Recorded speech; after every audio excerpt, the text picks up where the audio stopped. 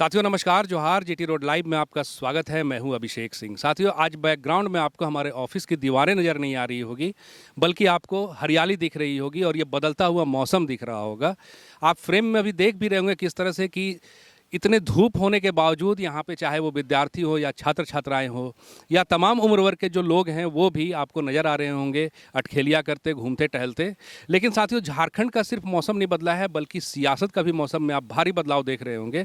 आप देखिए कि जहाँ भारतीय जनता पार्टी का जो एक मिशन है, मिशन पूर्वी भारत, वो कामयाब होता दिख रहा है। अगर आप दिल्ली से नीचे उतरते हैं तो देखिए किस तरह से ना बात सिर्फ उत्तर प्रदेश की कर रहे हैं, बल्कि साथ में बिहार के साथ अभी हालिया चुनाव में आप देख लीजिए किस तरह से आसाम और वेस्ट बंगाल में भी भारतीय जनता पार्टी का जो भगवा रंग है वो लहरा रहा है। उसके साथ ही साथ न सिर्फ झारखंड के अगल बगल की अगर बात करें हम, तो देखिए जहाँ छत्तीसगढ़ हो या फिर उड़ीसा हो, इन तमाम जगहों पे भी भारतीय जनता पार्टी की सरकार है। लेकिन अब तक क्या झारखंड भारतीय जनता पार्टी के लिए एक अभेद किला बना हुआ है? क्या हरा रंग का दिखने वाला ये टापू भगवा रंग अपनाने को तैयार नहीं है? या मुख्यमंत्री हेमंत सोरेन की इतनी काबिलियत या इनकी अपनी इतनी लोकप्रियता है कि अब तक भारतीय जनता पार्टी जो है वो इस किले को भेद पाने में असफल रही है? आने वाले समय में क्या भारतीय जनता पार्टी की अपनी और रणनीति होगी, और क्या भारतीय जनता पार्टी की और रणनीतियां होंगी, या फिर भारतीय जनता पार्टी अब और कौन से साम दंड भेद अपनाती है? इन तमाम मुद्दों पर हम चर्चा करेंगे। आप फ्रेम में हमारे साथ देख रहे हैं वरिष्ठ पत्रकार सरोज कंवर जी हैं। सर, स्वागत है आपका इस ऑक्सीजन पार्क में। और सर, क्या अच्छा लग रहा है? जी जी, लोग आ रहे हैं, जा रहे हैं, घूम रहे हैं, देख रहे हैं और तरह तरह की बातें कर रहे हैं। हालांकि बात करने से बचते हैं लोग, आजकल बहुत बचते हैं। और बंगाल में आपने देखा कि किस तरह एकदम सुपड़ा साफ जिसे कहते हैं, इसको तो सुपड़ा साफ ही कहेंगे। हालांकि ममता दीदी मान नहीं रही हैं, थोड़ा स्वभाव से ज़िद्दी हैं। और अचानक से क्या हुआ कि सोनिया गांधी और राहुल गांधी, अखिलेश और यादव और केजरीवाल का फ़ोन आ गया तो हिम्मत और बढ़ी हुई है। कह रही कि हम इस्तीफ़ा नहीं देंगे। लेकिन ये तो भाई राजनीतिक गतिरोध पैदा हो जाएगा, इस्तीफा तो देना होगा, नहीं तो फिर राज्यपाल उनको डिसमिस कर देंगे। अब सवाल यह है कि कैसे सुपड़ा साफ हो गया और कैसे भारतीय जनता पार्टी ने अपना झंडा गाड़ दिया। हम लोग को लग रहा था कि मुकाबला तो है, कांटों का भरा मुकाबला है। और आपने इंट्रो में चर्चा भी किया कि किस तरह पूरा मिशन जो कामयाब हो रहा है। 21 या 22 राज्यों में भारतीय जनता पार्टी की सरकार बन चुकी है। तो और ईस्टर्न इंडिया की बात करें, पूर्वी भारत की बात करें, तो बस अब एक झारखंड है जो चित्र में व्यूअर्स देख रहे हैं, वो बचा हुआ है यहाँ पर। तो यहाँ क्या तैयारी होगी, सवाल इस बात का है कि पिछले बार बहुत मेहनत की थी भारतीय जनता पार्टी ने, है ना, विधानसभा चुनाव में। और ऐसा लग रहा था कि जेएमएम की सरकार अब गई तब गई। और हिमंता बिस्वा शर्मा सह प्रभारी थे चुनाव के भारतीय जनता पार्टी के, ऐसा लग रहा था प्रभारी हैं।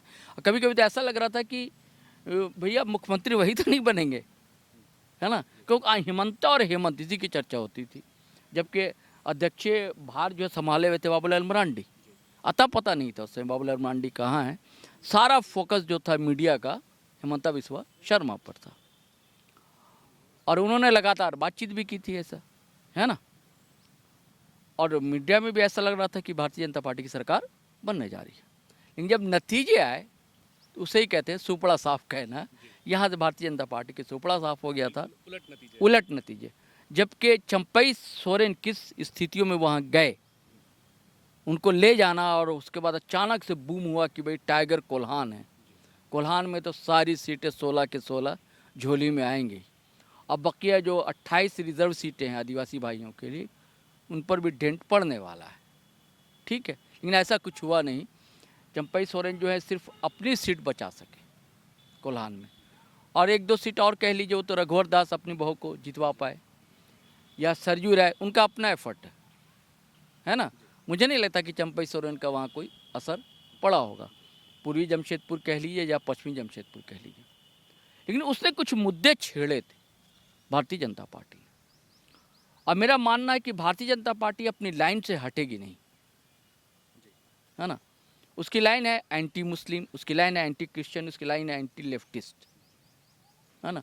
और कहीं ना कहीं वो बात तो करती है कि आदिवासी फेवर की।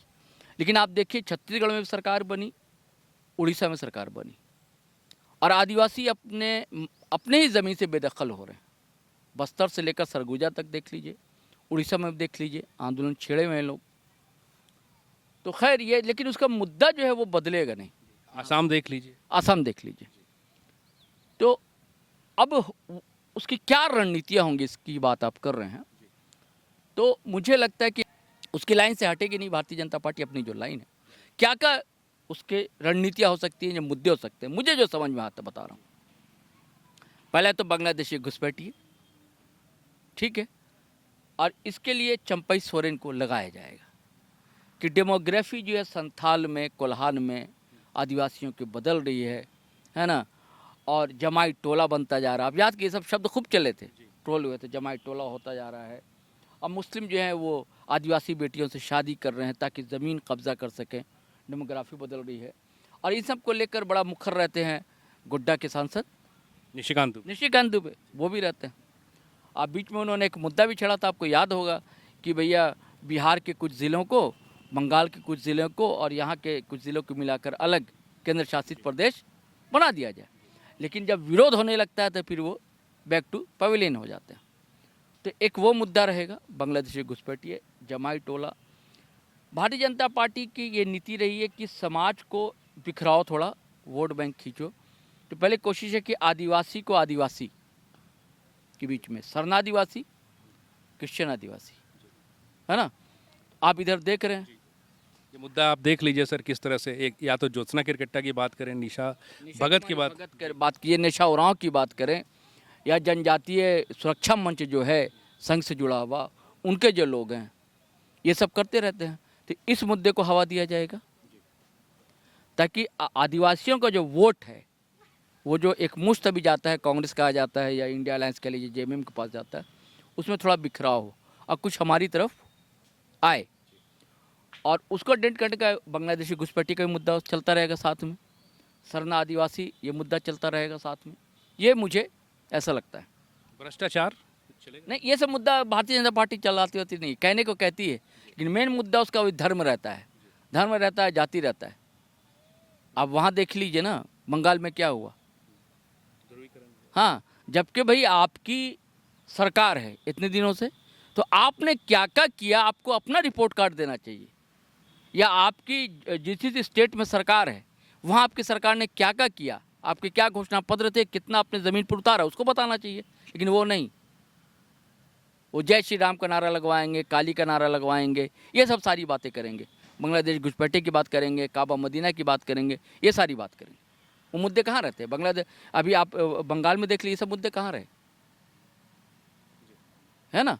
तो ये सब मुद्दे नहीं, ये सब मुद्दे रहेंगे, इसे प्रमुखता से अब कहीं कि वो सब बातें कर ली जाएंगी, लेकिन प्रमुख जो एजेंडा है वो ये रहेगा, बांग्लादेशी रहेगा, सरना आदिवासी ईसाई रहेगा। और एक बहुत ही प्रमुख है कि कुड़मी समुदाय की बड़ी आबादी है, अभिषेक भाई, आपको दिख रहा हो, है ना। और एक नया उभरा है सितारा, जयराम कुमार महतो। पिछले विधानसभा चुनाव के टाइम भी कोशिश की गई थी कि वो भारतीय जनता पार्टी से गठबंधन कर ले, ऑफर भी मिला था। जयराम ने खुद कहा था कि भाई हेलीकॉप्टर का ऑफर, मंत्री पद का ऑफर और इतने विधायक का ऑफर ये मिल रहा है, इग्नोर कर गए थे। तो इस बार कोशिश होगी कि किसी तरह उनको मनाया जाए जयराम को। नहीं तो वो नहीं मानते तो फिर कोई ना कोई, हो सकता है कोई कुड़मी नेता सामने आए उभर कर उसको, क्योंकि वहाँ भी कुछ डेंट पड़े। तो सर ऑलरेडी सुदेश महतो हैं भारतीय जनता पार्टी के साथ, आप कह रहे हैं सुदेश महतो, लेकिन सुदेश महतो अब उस स्थिति में नहीं दिख रहे हैं। विधानसभा चुनाव आपने देख लिया, पश्चिम बंगाल में देख लिया। मुझे ये लगता है कि अजीत महतो जो आंदोलनकारी हैं, कुर्मी आंदोलनकारी, और उनकी प्रमुख मांग है कि हमें एसटी का दर्जा दिया जाए, है ना। और कई किस्तों में कह लीजिए बातचीत हो चुकी है, अमित शाह साहब से भी हुई है, गृह मंत्रालय से बातचीत हुई है, भारतीय जनता पार्टी के कई नेताओं से बातचीत हुई है। तो अजीत महतो का बेटा जो है वो अभी जयपुरा पश्चिम बंगाल विधानसभा से चुनाव भारतीय जनता पार्टी के टिकट पर जीत चुका है। तो भारतीय जनता पार्टी या उससे जुड़े जो संगठन, जैसे संघ प्रमुख संगठन, और उसके घोषित 36 संगठन कहे जाते हैं, है ना। और संघ और भारतीय जनता पार्टी हर मोर्चे पर काम करती है। विपक्ष के साथ दिक्कत यह है कि चुनाव के समय जागता है ना। भारतीय जनता पार्टी संघ जो है साल भर, यहाँ काम शुरू हो गया झारखंड में, है ना, उसके संगठन के लोग अलग अलग बैठकें कर रहे हैं, ये कर रहे हैं, है ना। यहाँ तो एकदम अंतिम समय में बैठकें होंगी, आज सीटों का बंटवारा में फिर विरोध होगा, कौन किधर रूट कर जा रहा है पता नहीं चलेगा। ये सब चीज़ें उतना दिखती नहीं है, क्योंकि उसका मुद्दा, उसका लक्ष्य, उसका मुद्दा जो है वो अलग रहता है। वो अपनी जनता को वर्गलाने में कह लीजिए, समझाने में कह लीजिए, भारतीय जनता पार्टी के लोग कामयाब रहते हैं, संघ के कार्यकर्ता कामयाब रहते हैं।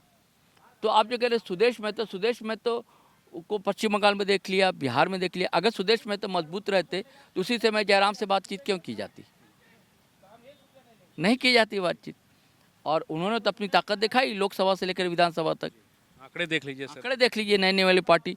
और जयराम के कारण से 16 सीटें गंवानी पड़ी एनडीए को, यानी कि भारतीय जनता पार्टी और आजसू को।